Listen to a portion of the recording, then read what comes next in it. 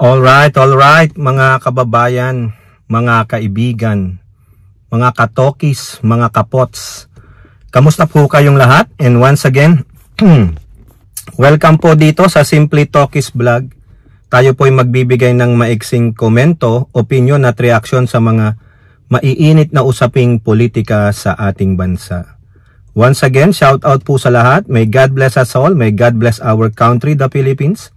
And may God bless and protect the Marcos administration from the forces of kampo ng kadiliman and their minions.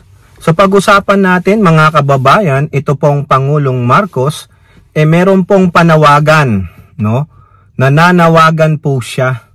Hindi po bitter ang Pangulo, hindi po siya disappointed sa hindi pagkapasok ng ilang mga inendorso niyang sinuportahan niyang mga senador sa alyansa. Bagkus siya po ay may panawagan, no, hindi po siya disappointed, no, hindi mo kailangan pakita sa mamamayang Pilipino na ikaw ay disappointed. Kailangan palaging positive at upbeat, no, yung outlook mo palaging positive, no, even though na mahirap ang trabaho, dapat palaging optimistic, hindi pessimistic tulad ng mga nasa kampo ng kadiliman. At ganun din po, ito pong mga tulpo, meron po kasi akong nabasang parang posting lang po, pero parang may katotohanan eh. Matatawag nyo bang dinastiya ang pamilya Tulpo? Sila Rapi Tulpo, Ben Tulpo, Erwin Tulpo, yung mga nasa AXIS party list. May anak pa si Rapi Tulpo na isang congressman sa Quezon City. O baka pati si Ramon Tulpo. Political dynasty ba sila? O yan. Matuturing ba silang political dynasty? Tignan nyo kasi dalawang Tulpo ngayon ang nasa Senado. Pasok na po yan si Sir Erwin Tulpo. Pang-apat siya di ba? So ito po mga kababayan, unahin natin. Ito pong panawagan ng ating Pangulong Bongbong sa mga nanalong mga senador nitong midterm election.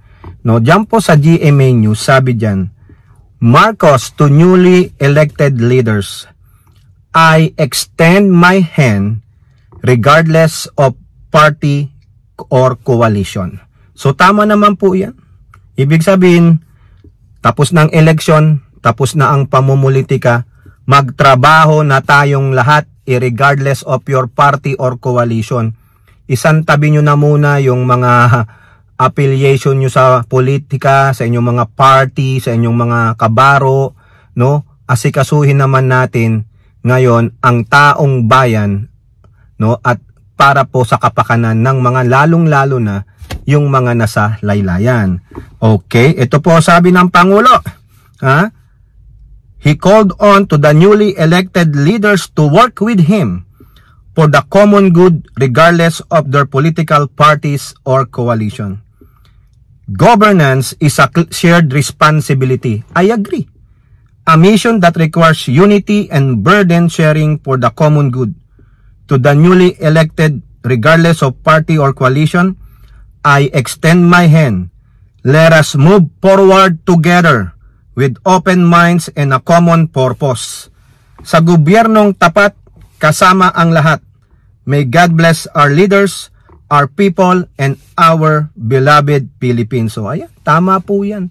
No, sana itong mga hindi ka partido, kaalyansa ng Pangulo, tulad nung mga nasa ibang grupo nakakamping, mga padapa, mga anti-Marcos Dilawan, it's time to work. Not for the gain of your yung political life ninyo, not for the political parties, not for the only interest of yourself and your parties, not only to the interest of other parties na may pinagkakautangan kayo ng loob. Ang pinagkakautangan nyo ng loob ngayon ay ang mamamayang bumoto sa inyo na malaki po ang inaasahan sa mga ipinangako ninyo. Ngayon, para matupad ang mga ipinangako ninyo, kayo po ay mga mambabatas. Susulat kayo ng mga batas na ipapapirma ninyo sa Pangulo. Kaya ang sabi ng Pangulo, let's work together, let's move forward together. Regardless of your political affiliation or coalition, regardless of your political color, let's work together. Ha? Inflation, jobs, corruption, and other everyday burdens of each Filipino are the issues which elected leaders must face, ayon sa presidente. He even quoted his father, President Ferdinand Marcos Sr., who said, ito po yung sabi ni Apo Lakay, "If we are to prevail, we must prevail as Filipinos, for it is the only way to endure. If we are to attain our goals, we must march forward, not to the past, but to the future. And we must do this as one family, a nation united." Correct? No? Ang problema dito, mga kababayan, may grupo talaga, tulad ng mga kampo ng kadiliman na they want to take control of the power. They are the one who cannot be in unison dito sa pakiusap, panawagan ng presidente. Di ba? Yun na lang vice presidente ninyo. Ayaw makipagtulungan bagkos patuloy na sinisiraan ang gobyernong kasalukuyan. No? Paano ito? Paano yung mga senador na naka-align doon sa vice presidenteng mapanira? Wala. Yung mga pinangako ninyo, wala yan. Lugaw yan. O di kaya isulat ninyo sa tubig o sa hangin. Pasensya naman kay Mama Lenleng kung nabanggit natin yung lugaw. Hindi po kayong pinatatamaan.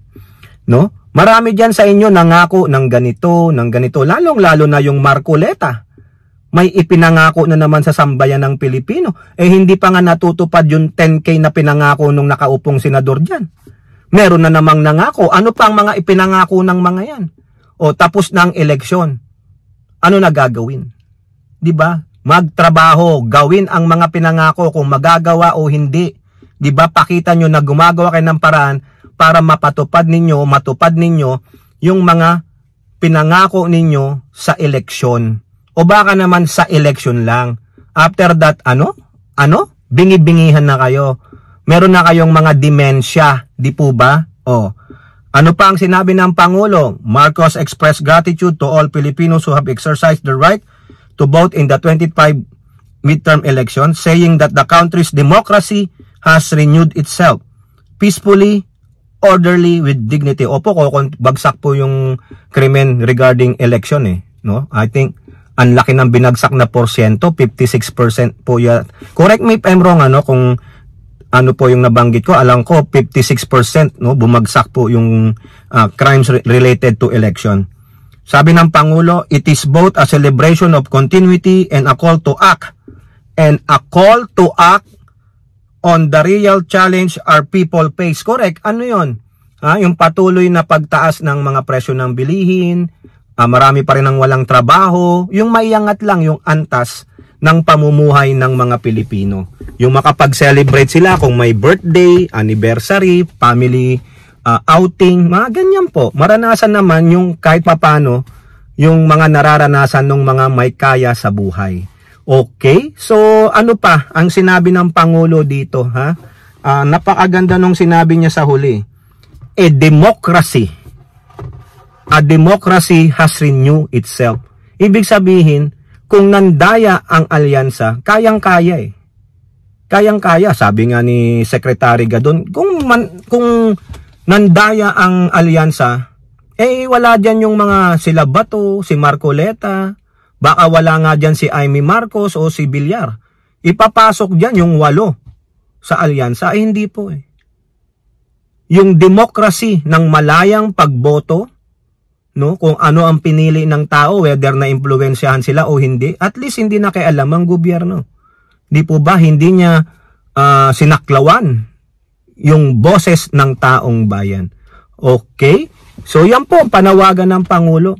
Let us work together, move forward together regardless of your political affiliation, party, or coalition.